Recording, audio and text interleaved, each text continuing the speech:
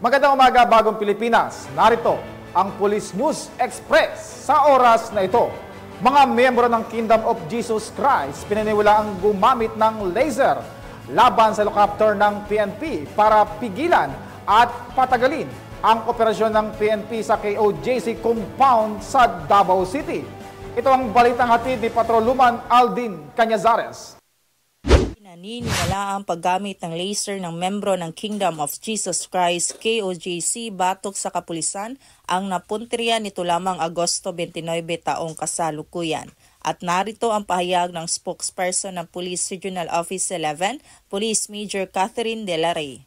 Philippine National Police strongly condemn the recent actions of KOJC members who have been reported using laser devices against Philippine National Police helicopters. Such behavior is a direct threat to the safety and operational effectiveness of our law enforcement aviation units.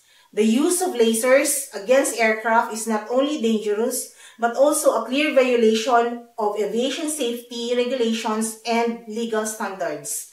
The Philippine National Police is simply performing its duties, and any attempt to obstruct or delay our operations will not benefit anyone. Thus, we urge you to stop such actions for the safety of all involved. Kitang-kita sa isang video ng isang netizen ang paggamit ng laser na kung saan ay makapagdudulot ito ng peligro sa ating kapulisan.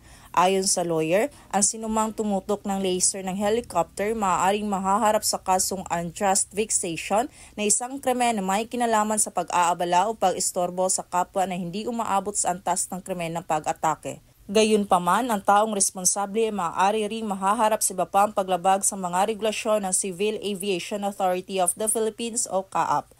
Kasalukuyan ng inimbestigahan ng Philippine National Police ang sinumang responsable at pananagutin po ang dapat managot. Mula dito sa KOJC compound Davao City, ako ang inyong PNN correspondent, Patrolman Aldin Cañazares, alagad ng batas, tagataguyod ng balitang pulis. Maraming salamat sa iyo, Patrolman Cañazares. At para sa pang napapanahong balitang pangpulisya, laging tumutok sa Police News Network, alagad ng batas, tagataguyod ng balitang pulis. Ako po si Patrolman Adrian Dayaw, nagbabalita para sa Police News Express.